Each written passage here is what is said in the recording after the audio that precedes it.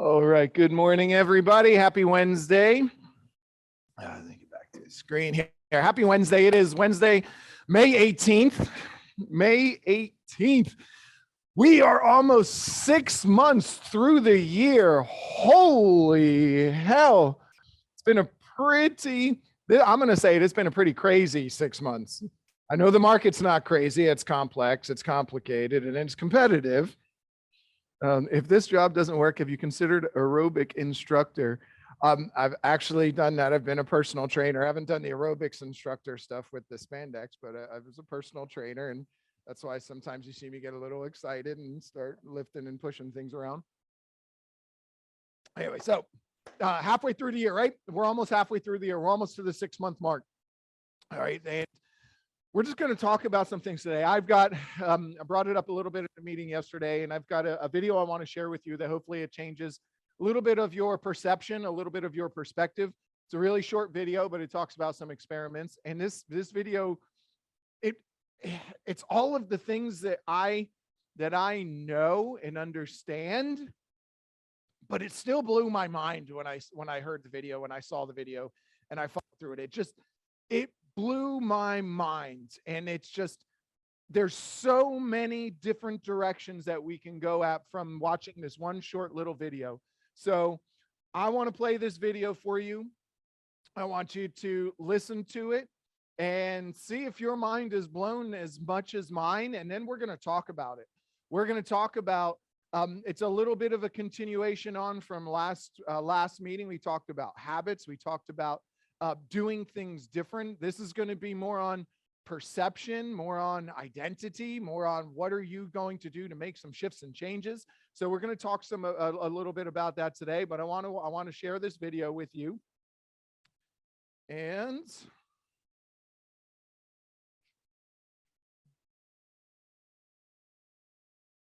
okay, there it is. Give me 1 second.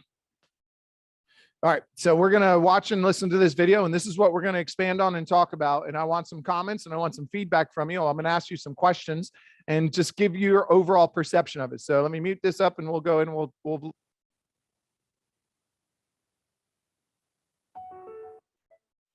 There's a study that involves 2 rats. One of them is on a wheel that it controls. The rat can run whenever it wants to run. That's rat A. Rat B is on another wheel, but rat B's wheel is hooked up to rat A's wheel. So rat B doesn't get to decide. Rat A, whenever that rat runs, rat B's wheel moves and rat B has to run. They're both doing the exact same amount of exercise. But the results of the experiment are that rat A has all of the markers associated with, all the positive markers associated with exercise. Rat B has all of the negative markers associated with stress. They're both running the exact same amount. They're not one's not doing more exercise than the other, but one is choosing and the other one is having to. When we start to think that we're no longer choosing, when we're now having to do something, it could be the exact same thing that we were doing before. We used to be rat A, but now because it made money, and with that money, we went and bought a house and we got an expensive mortgage and we got the car and we did this and we did that, or we just had the expectation now because our identity is built on earning that much money. So it might not even be the stuff that's weighing you down. It's your identity that's weighing you down and the perception you want other people to have of you or retain of you. That now has turned you into rat B.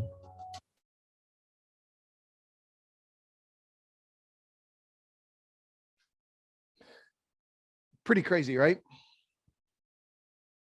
Really simple, really basic, but I don't know about you, but my mind just went like it's all it makes sense. It totally hits you and says, holy, that makes so much sense. And I've known this and I've talked about this before, not even really taking and making that full correlation. So I know people that go to the gym and work out every single day. I used to try, I mentioned this a minute ago. I used to train people. So I used to show up at the gym. I had lived in the gym. I was there all the time. And we would have people that would show up and work out, and we'd have people that would show up and work out. What was the difference? These people had the same routines. We had them doing some of the same things, and they're not getting the same results. They're following the same diets, doing the same workouts, doing the same everything. And they're not getting the same result. I just think this is so profound that you have two rats doing the same exact work. One of them decides when they get on that wheel and start rolling on that wheel. The other one, whenever the wheel starts moving, they got to go. We got to go. When's it going to go again? When's it going to move? The one that chose when it wanted to run on the wheel and ran at its own leisure whenever it wanted to and did what it wanted to do, got all of the positive markers of exercise, all of the positive benefits of exercise, the increased blood flow, the increased heart strength, more oxygen to the muscles, more strength, more endurance, more everything. And if it was a person, I could tell you that their confidence would go through the roof because I've personally seen it. Confidence through the roof. Everything is so much better. They're walking with their head up. Physiology, their focus, their language, everything is so much stronger. But the one who didn't choose, the one who didn't have a decision to make, they just had to do it whenever it came up because the wheel's moving. I got to go. The same thing happens with the people who show up at the gym, who would just show up and just go through the motions because they had to do it, because their doctor told them to, or because they felt like if they didn't do it, well, I mean, I'm just getting a little too overweight, or I'm just a little bit too this or a little bit too that. No, you are fat. Get up and move. Where's your passion? Where's your why? Where's your mindset? But the difference is these people, the people that showed up knowing that what they were going to do with that intention and knowing this is how I was going to be with absolute certainty, got all the positive markers, and the ones who didn't, who just showed up and had to do it, had all the negative markers of stress, which muscle breakdown, not muscle building. The heart rate is more, it's not as rhythmic as it should be. They're not getting all of those benefits. They have all the markers of stress. So what's the difference? The heart rate increases. All of those things are happening. The difference is the mindset. The difference is the attitude. The difference is the decision. The difference is the perception. There are so many things that we can do that we can jump off of this from. And I've got a ton of slides that we're going to kind of go in and talk about this and just kind of just play around with all of these different thoughts and ideas so that we can see where your power is, where your power comes from, where the perception is, what makes a difference in your life. And we're just going to talk about some of those things because this was just so profound to me. And this is the reason when we have a Tony Robbins trainer come in, and he's come in and talked to our office before, and he gives an example, and he talks about this agent who two agents show up, both of them show up every single day. They're in the office every single day. They're in there. They make a few phone calls. One of them killing it with business, shows up, created a plan, had a goal, makes the calls, does everything, has this attitude of I'm going to win. I'm going to win with absolute certainty. The other one that shows up says, maybe I can. I'm going to do a few things. They get all the leads anyway. The broker gives them all the business. Oh my God. Well, and they do a lot of the same similar activities. They'll go to an open house. They'll make a few phone calls. They'll do those things. They do that. But the difference was this guy with the attitude and mindset and perception ends up leading the pack and is the top agent in the office. And the other one, who's blaming it on everybody else, ended up having to get out of the business after basically a year of going through all that. So let's just start breaking some of these parts down and try and make some sense and give you some practical things that you can implement into your days, into your attitude, into your intentions to make some changes here. So the first one, we don't see things as they are. We see things as we are. What color is his shirt? His shirt is teal. What color is your shirt? Light green. What color is his shirt? It's blue. What color, Jimmy, step up here for a second. If you can see, everybody type in, what color is Jimmy's shirt?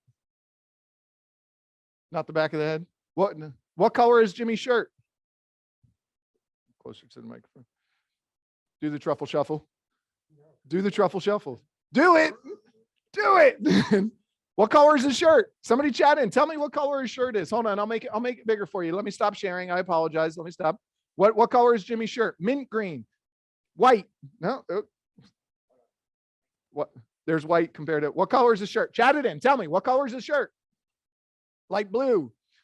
So we have teal, light green, blue, white, light blue, mint green. So what's the right answer? You may sit down, sir. Looks white, light blue, white. What's the right answer?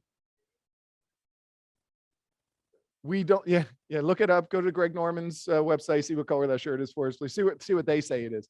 So is it any one of those things? Is it none of those things? We don't see things as they are. We see things as we are. For the same reason that we don't get what we want in life, we get who we are on a daily basis. We don't see things as they are. We see things as we are. Who we show up as is how we are going to see them. This is a simple example of the color of a shirt. And every single one of us, or a lot of us, saw that as a different color because we have a different perception. What do they say? Aqua storm. So if you had a choice between choosing the shirt and you show up and my shirt's light blue, or you show up as my shirt is aqua storm. Yes, there's a difference. But that's something as simple as color. Your perception of the color is how you're going to see it. It's not, it could be any one of those things because every one of us sees it differently. The same reason that rat, one of them is on the wheel running, choosing to run. The other one is having to run. This one is choosing to run because it's enjoyable and it's fun and I'm getting the benefits out of it. And look at the feeling and I'm getting off some energy. And the other one is sitting there laying down on this wheel and it starts moving and it's like, oh shit, oh my God, what am I doing? What's going on here? What happened? It's your perception. And if that rat shows up as that person every single day, oh my God, when's it going to happen? What's going to happen? Is it going to move? What am I going to do? I got to be prepared. I can't do that because I'm not going to be, if I'm not doing that, I'm not going to be prepared for this. And if it starts moving too fast and I already used my energy over there, I'm not going to be able to do this over here. If that rat shows up as that every single day, that's going to have a completely different outcome at the end of its day, week, month, and year than the rat who chooses when it's going to run, who makes that decision, who acts as if this is what I wanted to do. And that's the reason that I go through, I start to go on that little tangent of saying, it's like, but that's not what's going to happen. It's going to be over there. And I can't do it because if I did that, I wouldn't be able to do this over here. But I don't even know, because when I did that too straight, I was too tired yesterday and I probably shouldn't do that. And if I did that over here, you start doing those things. That's how a lot of our brains work. And that's what happens when you are not clear, concise, and focused in choosing your actions and you're left with the perception of what's going on around you. So another way of saying that, or at least going to the next step, it's not what happens to you, it's how you react to what happens to you. It's not the thing, it's the meaning that you give that thing. One rat running on the wheel. What is its meaning? This is fun, this is exciting, I do this for fun, I'm getting some energy out, get a little bit of that anxiety out, moving around. Wow, this is pretty cool. They give me this really big wheel and I get to run on it whenever I want. That's the meaning it gives the thing.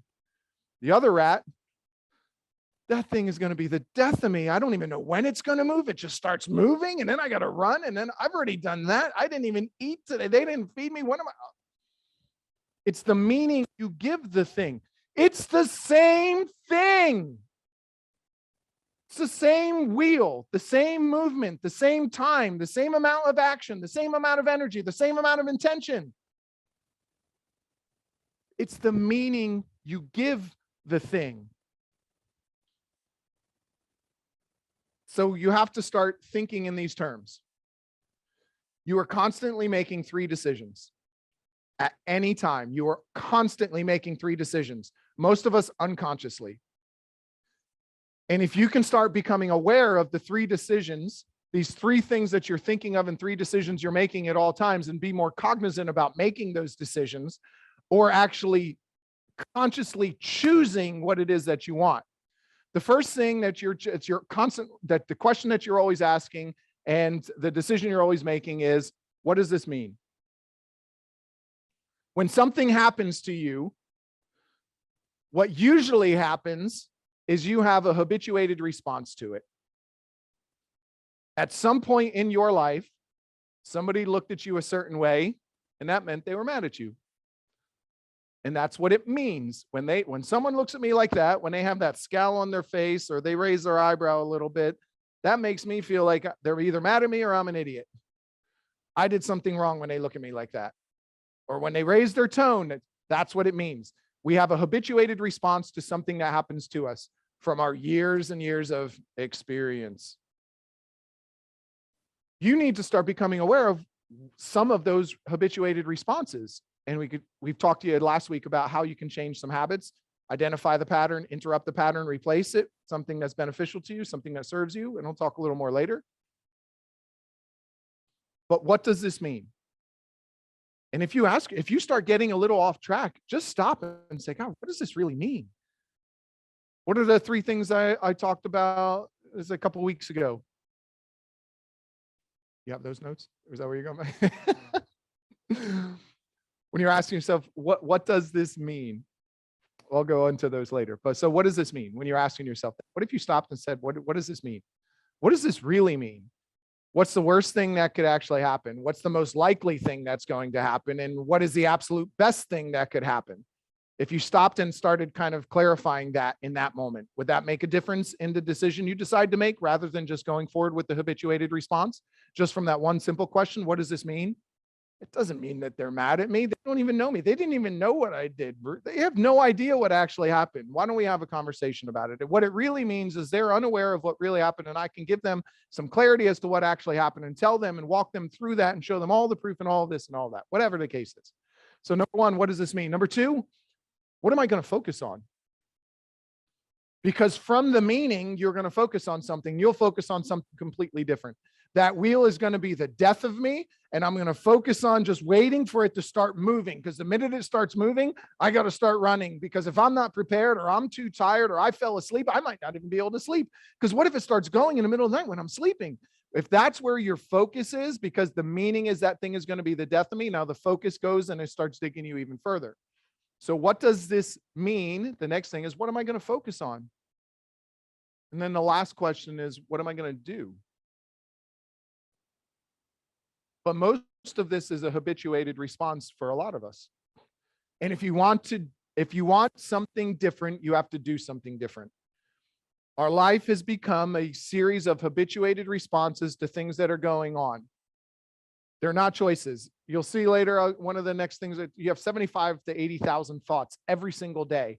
90 to 95% of them are the same, day in and day out. Repeated from the day before. 90 to 95% of them are the same.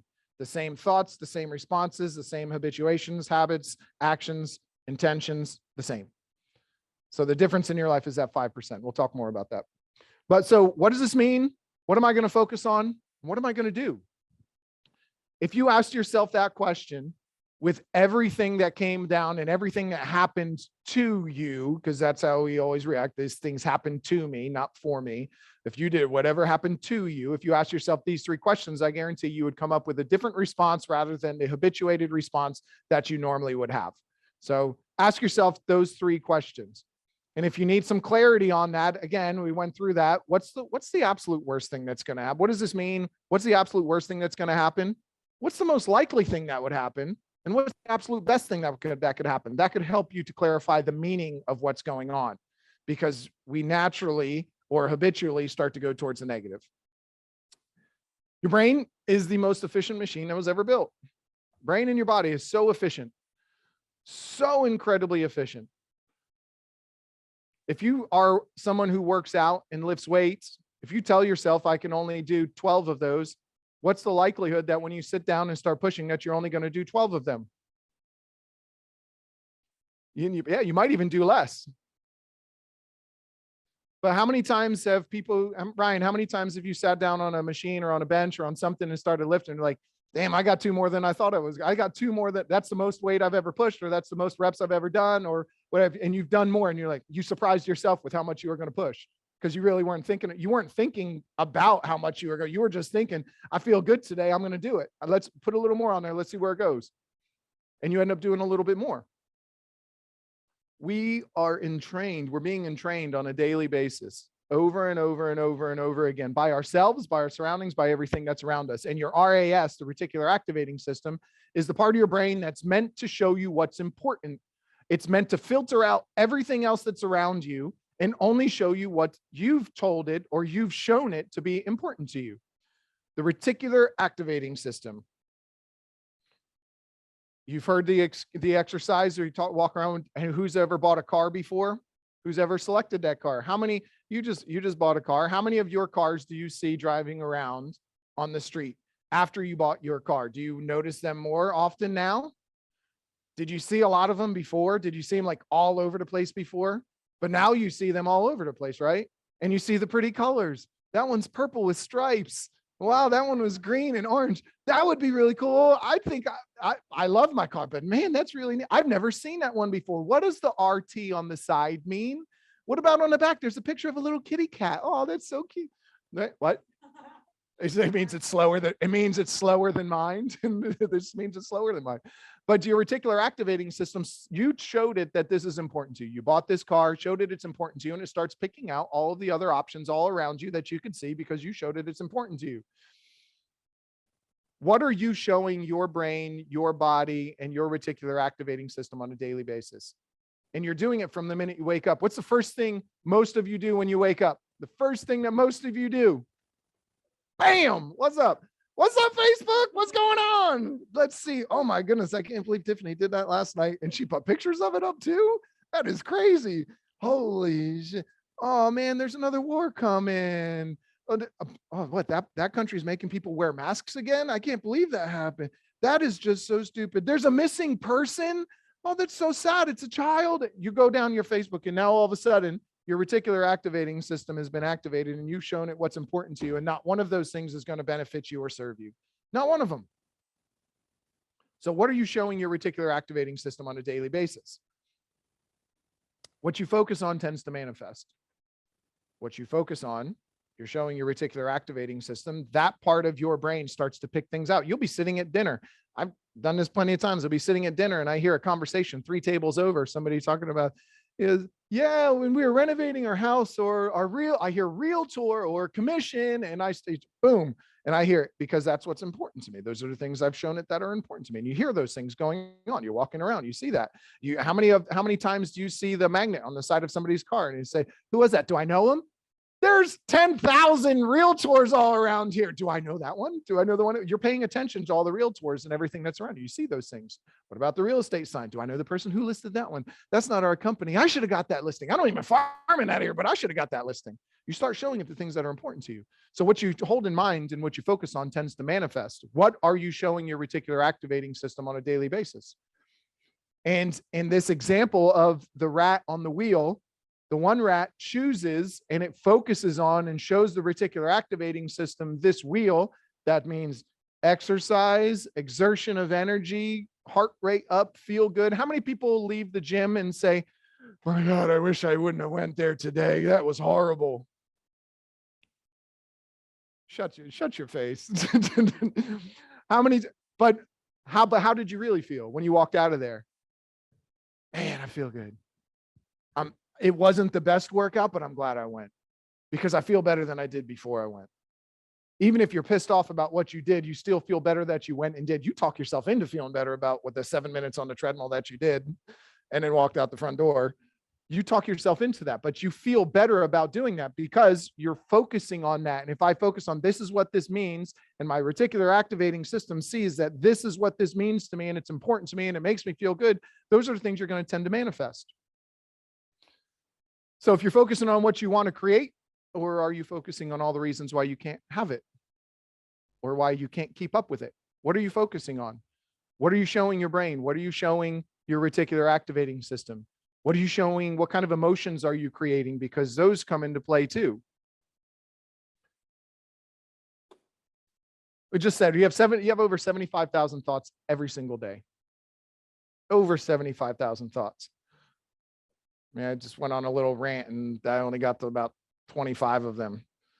I need to go to the gym today. Maybe I can't go to. Is there going to be traffic? I think I saw some Bob's barricades up on the side of the road while I was driving down over there. Was that light red? I think I just ran a red light. I don't even know that was over there. Oh my God, is that the gym? They're putting a new Publix. Why is there a Publix right across the street from the Publix that's right across the street? That is just silly. There's like 5 Publixes all within a mile. I still have to go to. Oh my goodness, there's a Zoom meeting that I really need to be on. How many people's brain work like that?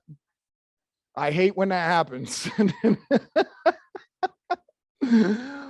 So we have over 75,000 thoughts every single day, over 75,000. And the facts are that 90 to 95% of them are the same day in and day out from one day to the next. 90 to 95% are the same. So the difference is in that 5 to 10% that you are creating, but most of us aren't creating that 5 to 10% difference.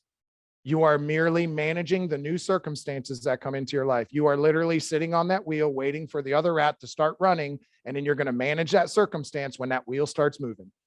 That's it. That's what you're doing with the 5 to 10% of your thoughts. Tell me I'm wrong. Huh? Yeah. Don't worry. I won't beat you up if you tell me I'm wrong. But that's the reality of it, right? For most of us, you might have a couple moments of clarity where you have that, but you're not doing anything to really put these things into perspective to show your brain and your body and your emotions what's important to you. You're not focusing on visualization. You're not focusing on your goals. You're not focusing on gratitude. You're not creating. You are merely managing the circumstances that come to you the majority of the time, right? That's what most of us are doing. And we wonder why we keep getting the same results over and over again. And then you wonder why you start getting frustrated. Because when you do that, the 95% of the thoughts that are the same over and over and over and over again, over and over and repeating and going over and over again every single day, and you're not making any progress. You're not getting any closer to the goal that you don't even know what it is because you never really got clear on it. But you know you should be somewhere different. I don't know where it is, but I know I should be somewhere different. I know I should be further along. Where is it? I don't know. It's over there, but I'm not there yet. And all of a sudden that gap starts growing between where you are and where you think you should be. And when that gap gets so big, that's when frustration really starts setting in. And that's when it's dangerous. You can start falling into depression. You can start creating other habits, drinking, smoking, doing things that are not so beneficial to you because you want to do anything to change the emotions that you're feeling. You want to do anything to change the thoughts that are coming into your head because 95% of them are the same. The 5% is managing the bullshit. That deal canceled. I can't believe they did that. They didn't disclose that. That was oh my goodness. And you're just managing all of this. My kid spilled something. There's a stain on the floor. That broke again. My tenant called me and there's a leak in there too. You're just managing. You're not creating. We need to start getting more into the creation side. It's all in the mindset. So the difference, what do they say? The difference between winning and losing is so small. It's that 5%. That 5% of controlling your mindset, controlling your attitude, controlling your intention, controlling that energy, and what you're going to focus on. What does this mean? What am I going to focus on? And what am I going to do? Those 3 questions can help you change that 5% and take control of more of the 5 to 10% maybe, and then get it a little bit further. But you got to start somewhere. And make no doubts about it. Your stress is a pattern. Everything that you're doing is a pattern. Everything, even the stress. It's a pattern. That rat that's running on the wheel that is operated by rat A, when he starts running, I got to run. He's got a pattern of stress. I guarantee if that was a person, he has a pattern of stress and they will actually start to have an anxiety attack, anticipating the stress. And when it doesn't happen, you could put that wheel on a schedule. If it wasn't on a schedule, you could put it onto a schedule. And if it went once every hour at the same time, that rat, the one time that it doesn't go at that hour, would have a panic attack because it worked itself up anticipating that wheel to go. That happens so often in people because you have a pattern for your stressors. You have a pattern every time this phone rings to go, oh, damn, what now?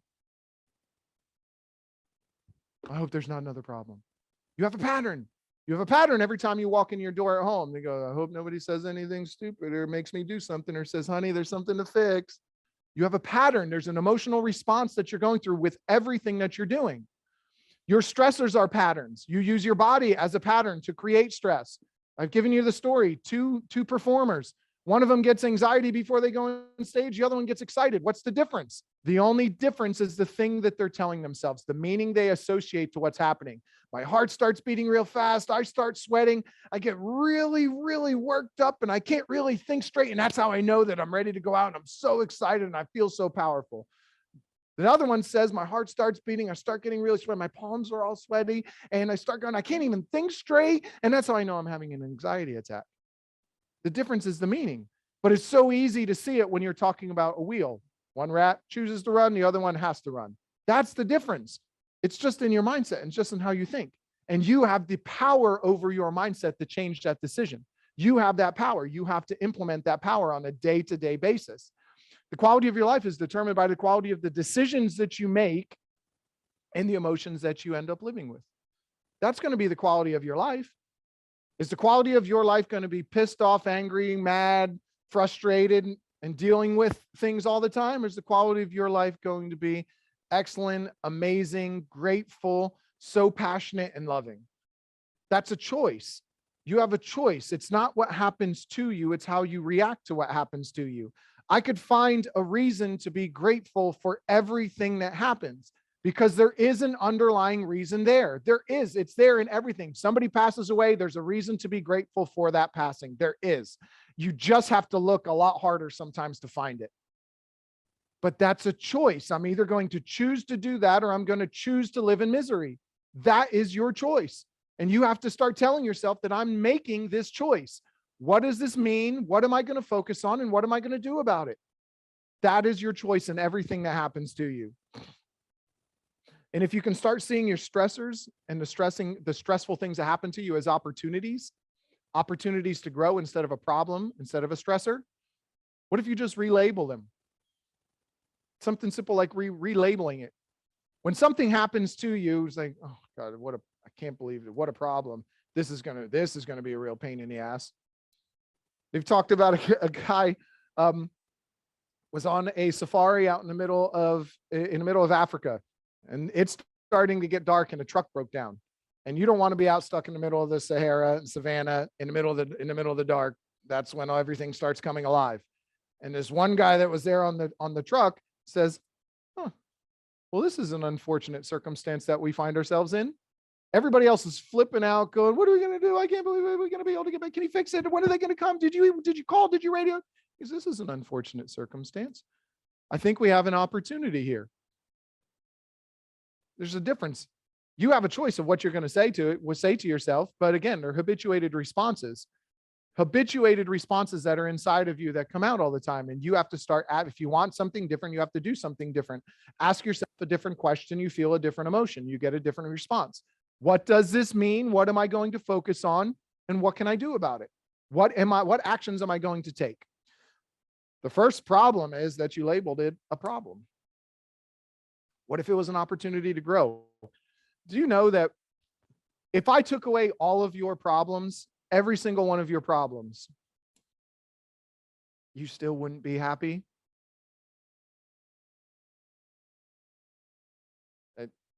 Anybody believe that? Hell no, Chris, if you take away all my problems, I'd be ecstatic.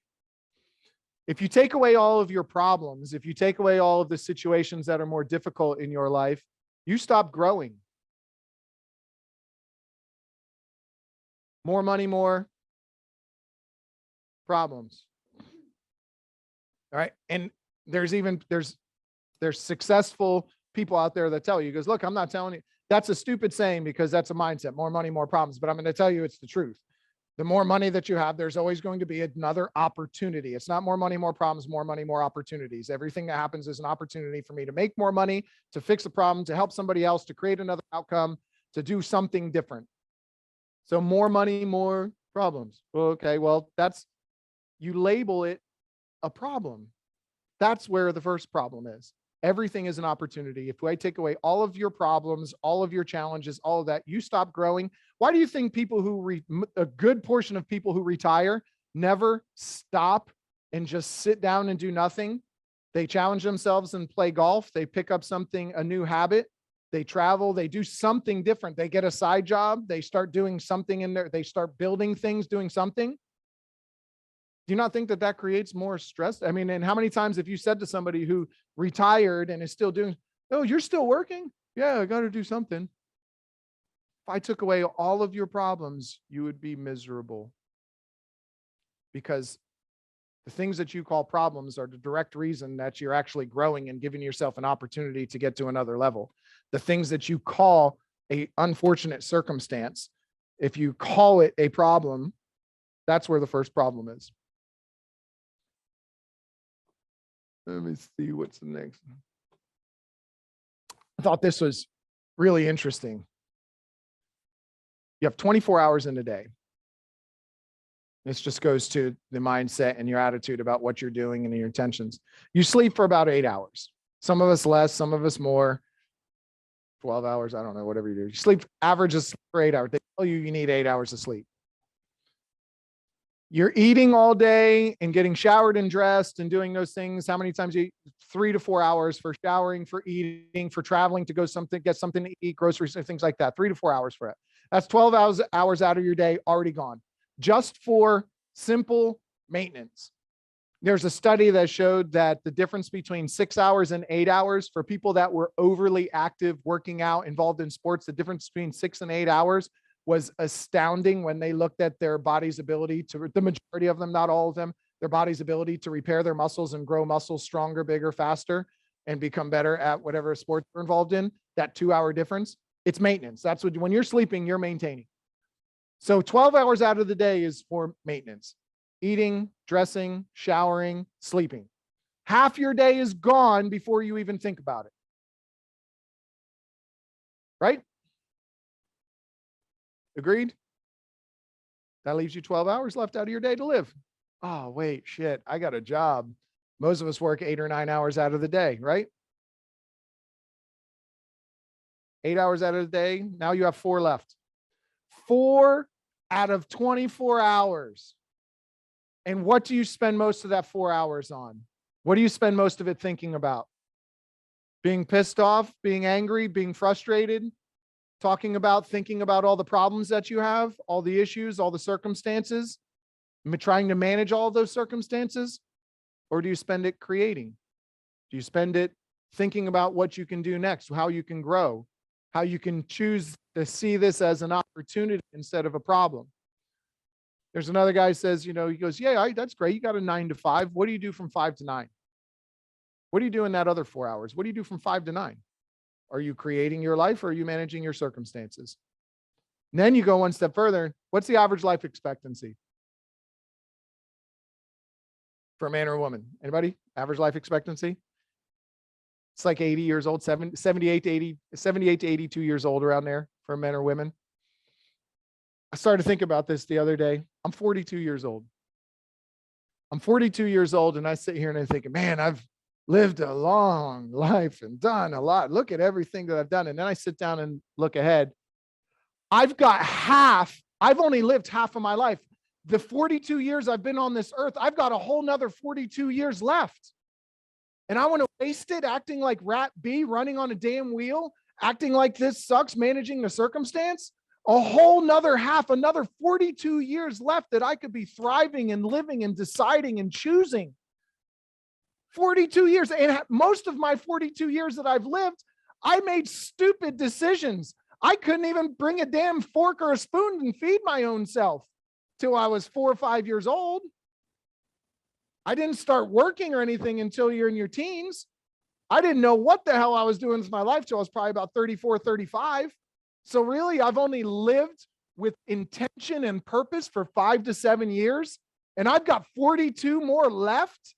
And I'm going to sit here and be pissed off and worried and wondering about what circumstances are going to come to me because somebody cut me off, or because this is happening on the news, or this guy is president, or something stupid. Your buyer didn't disclose something, or the seller didn't disclose something to this buyer, and I'm going to be pissed off at that.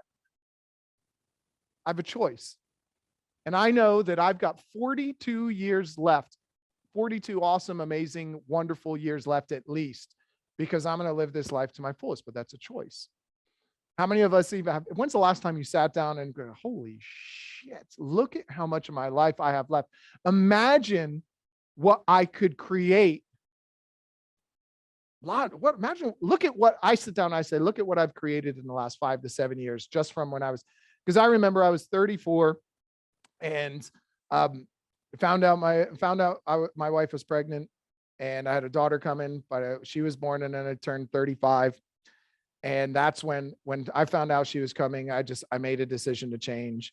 And I was exposed to different people, different thoughts, different ideas. I was exposed and started talking with Craig and Jeff and hearing the attitudes, intentions, mindsets. Every time they said something about a book, a podcast, a person, an attitude and energy, anything like that, I YouTubed it. I looked it up. I looked for the book. I found all those things. I looked all around and I just dove in.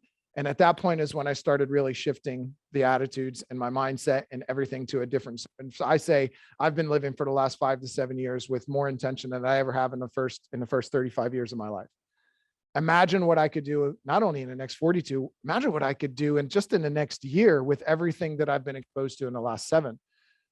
I'm looking at the future, because we grossly overestimate what you think you could do in a year.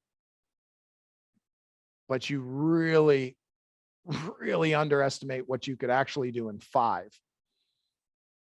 We are so focused on setting some goals for 1 year out from now. And you're like, yeah, I'm going to do this, that. And then you fall flat on your face and you never took the time to really look at the 5-year plan, to really set some goals, to set some why and some purpose as to what you're doing for this 5-year plan. I look back at what I've done in the last 5 years and I say, my eyes light up and I'm like,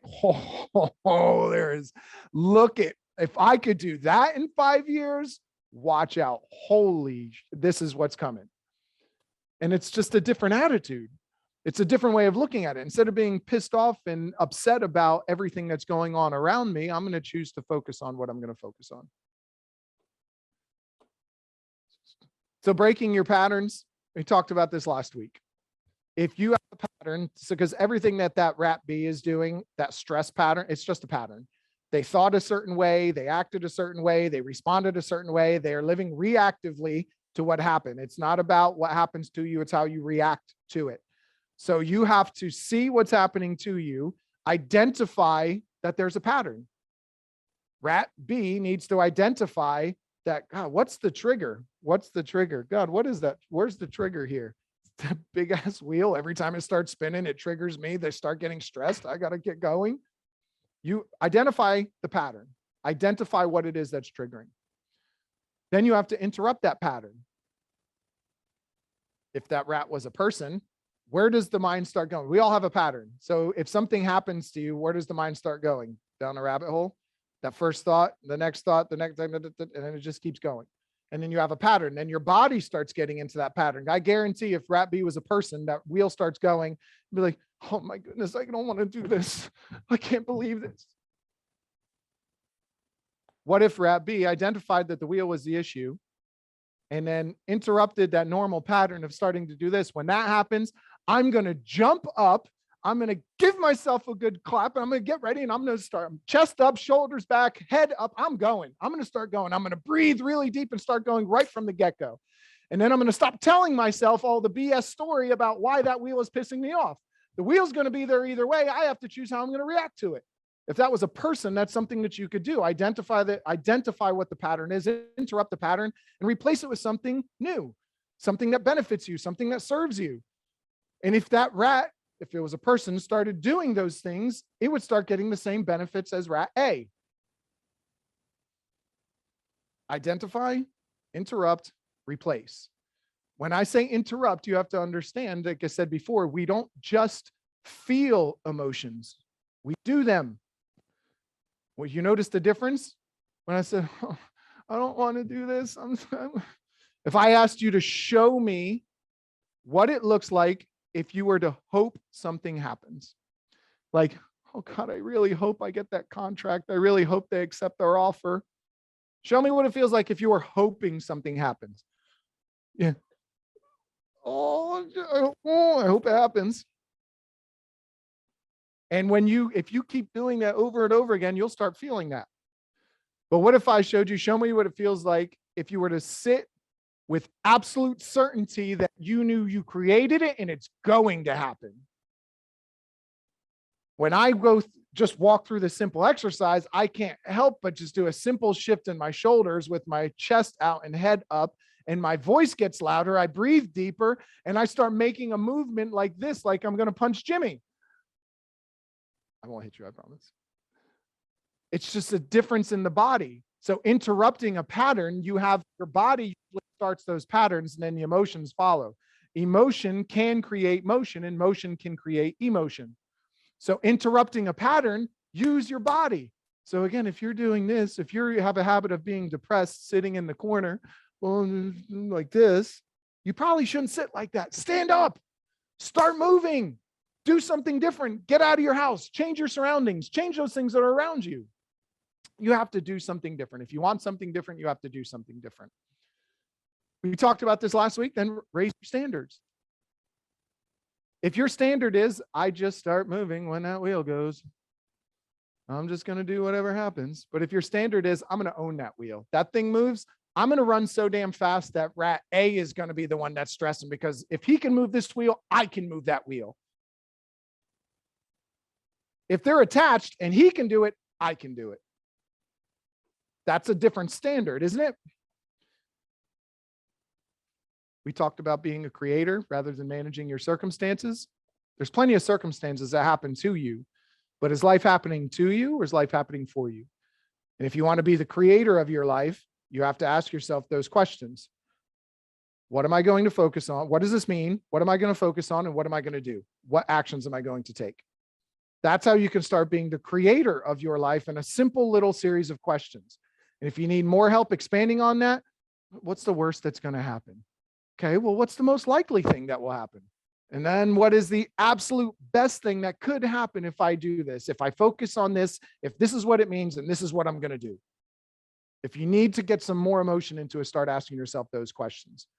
But if you're going to be a creator, you have to start triggering your reticular activating system a little bit more throughout the day, because you want to show it what's important to you. And most of the time, we're showing it what's important to us by getting on Facebook, having the phone trigger us. There's going to be traffic, hearing something else. You are triggered by you are being entrained by everything. Everything. I've given you a million different exercises and examples of that over the past about the hot and the cold cup. The only difference between somebody reading the same exact story, people that held a hot cup thought the main character was warm and inviting. People that held a cold cup 20 minutes prior thought he was cold and abrasive. The same story, they were entrained by the hot and the cold cup. Same thing with people who took a creativity test. Half of them were shown IBM, a logo, and half of them were shown an Apple logo. What does Apple mean? Apple is usually more creative people. That's usually what the general consensus is. IBM would be more of computers and numbers and more strategic like this. Apple is more creative.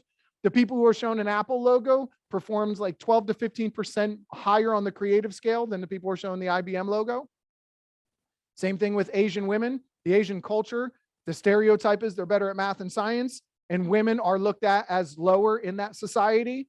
So when Asian women took a test, the ones that they showed or asked a question of what's your ethnicity, and they got to say, I'm Asian, scored 12 to 15% better on the test than the women who were asked, what is your gender? And they said, I'm a woman. They scored lower on the test. You're being entrained by everything around you. So you have to take that control back. How do you do that? How many times do you look at this thing a day? It says it right there. It says it up there. Over 400. The average is over 400 times a day. You look at your phone. If I asked every single one of you to turn your phone on and open it up, what's on your phone? What's the wallpaper? What is it? A dog. Your babies. What's on your wallpaper? The standard backdrop. What's on? An ocean. What's on your wallpaper? My wife and daughter. Okay.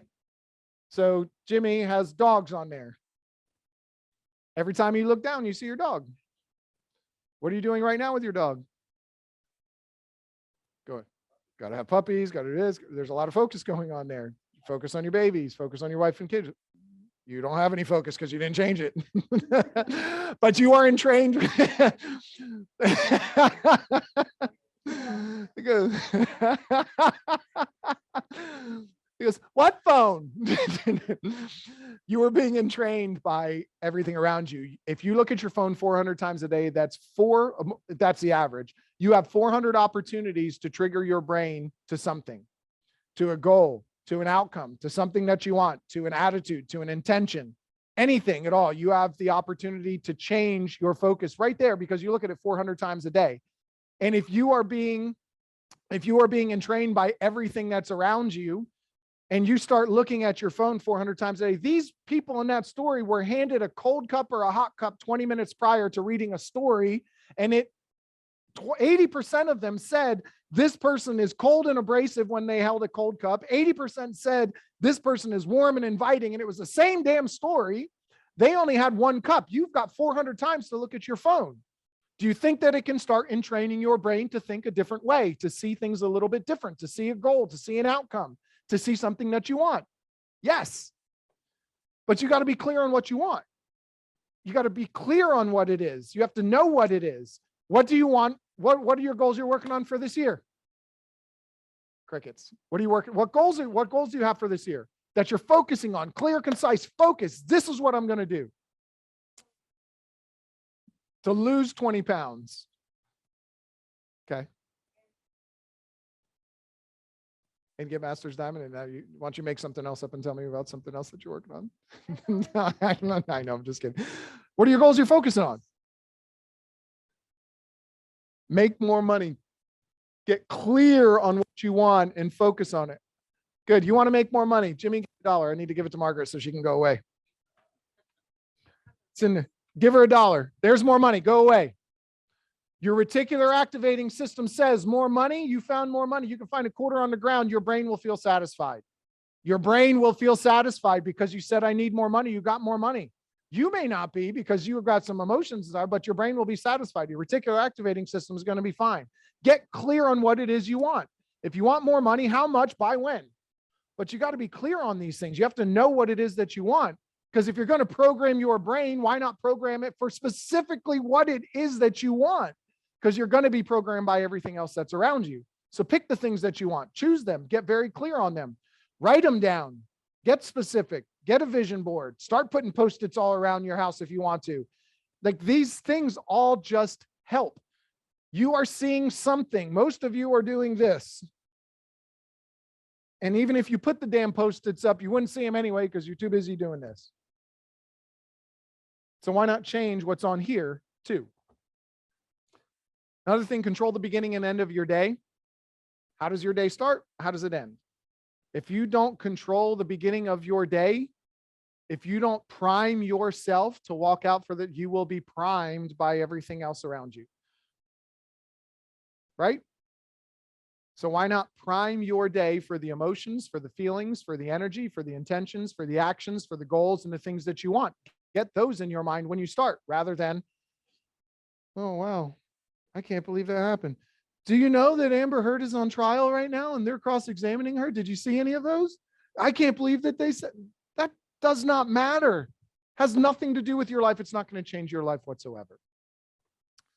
Yep. Change the way you think and change that 5 to 10% of your thoughts. And I'm about out of time, so I will stop ranting.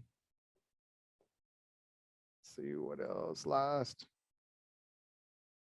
This is you've all seen this one before, right? How do they an elephant weighs how many pounds? A gazillion pounds. Very precise. Absolutely, yes. Thousands of pounds, a couple tons, right? Thousands of pounds. Very, very, very heavy. Do you really think you've seen them tied to a little rope or a little chain like that, right?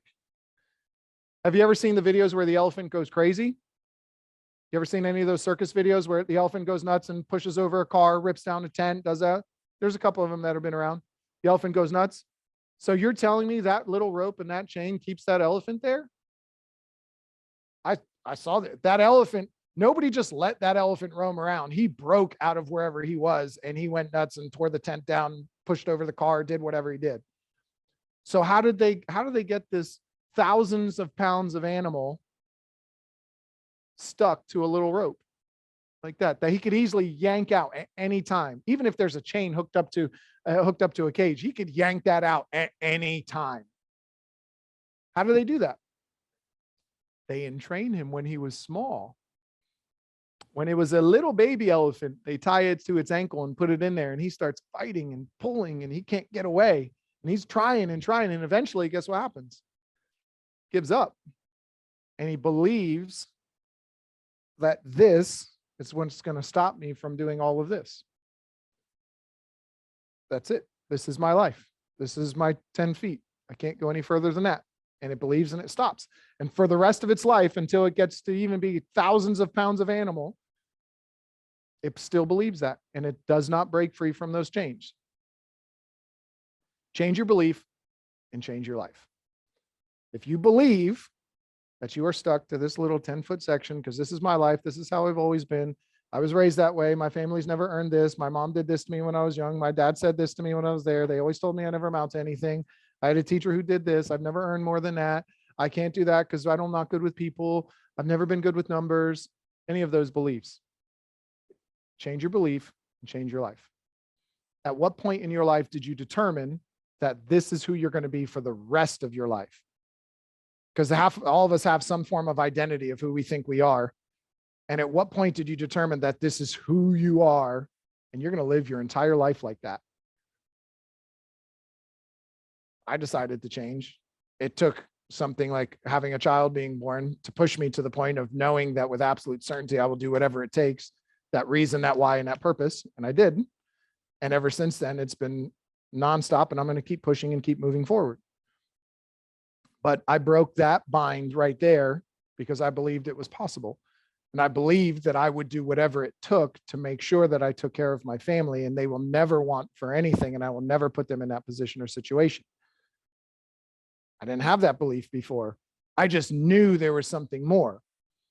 I know there's something more. I don't know what it is, but it took a reason and a purpose to push me past that. Oh, the last thing, it's almost 9:20. This is an actual study. Those are fleas in a jar. How high can a flea jump? The answers are up here. 100 to 200 times its body length. That's the same as if a human jumped 300 to 600 feet. If I jumped 300 to 600 feet, would be the same. A flea can jump 100 to 200 times its body length. Forgot the first sentence. That's how much a flea, that's how high a flea can jump. Do you know if you put fleas inside of a jar and put a top on it, they will jump up and hit their head and hit their head and hit their head. And then all of a sudden they will stop jumping and stop hitting their head. They get entrained to the jar. And do you realize if you remove that lid, they will never jump out of that jar?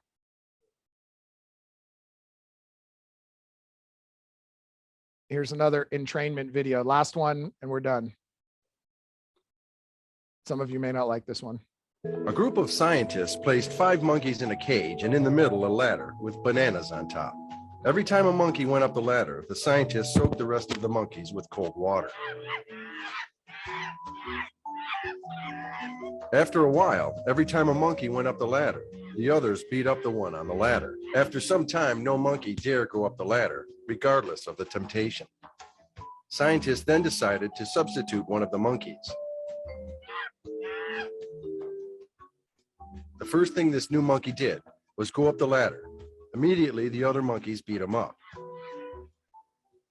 After several beatings, the new member learned not to climb the ladder, even though he never knew why. A second monkey was substituted, and the same occurred. The first monkey participated on the beating for the second monkey. The replacements repeated until what was left was a group of 5 monkeys that, even though never received a cold shower, continued to beat up any monkey who attempted to climb the ladder. If you asked the new group of monkeys why the beatings took place, the answer would probably be, well, I don't know. That's just how things are done around here. A group of scientists. Pretty crazy. You're being entrained all the time. I lost you on that one. I'm sorry. What they're saying is there's monkeys that were never, every time a monkey would climb the ladder, one monkey climbed the ladder, they sprayed the other 4 with water. They sprayed them down, and they basically they were put to a detriment because the one climbed up a ladder to get a banana. Shortly after that, anytime one climbed up to get a banana, they soaked the other ones, but the monkey who climbed the ladder would get beat up by the other monkeys because they realized that you're causing this. They wanted to see how it changed. So they took one monkey out and put in a new monkey. That monkey immediately went for the banana and they beat him up. No one ever got, they did not have to spray the monkeys. They went and beat the new monkey up. Shortly after that, that monkey stopped going for the bananas. So they changed another. Now they have 2 monkeys in there that have never seen anybody get sprayed with water. And he went up to go get a banana, the second one that was put in, and he got beat up. And the first monkey that was swapped out that never saw anybody get sprayed with water participated in with the beatings.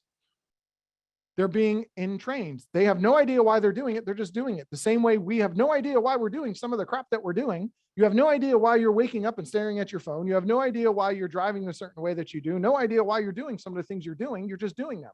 And eventually they took all of the monkeys who had got sprayed with water out, and there was only 5 monkeys in there who never got sprayed with water. None of them would touch that banana. None of them would go up and get it. And they had no idea why. So maybe it was just a banana, the almighty banana. All right, that's about it. Oh, this one's, I know we're a little over time. You don't have to stay on, but I love this video. This is an awesome video. I really like the simple, quick message here. So watch this.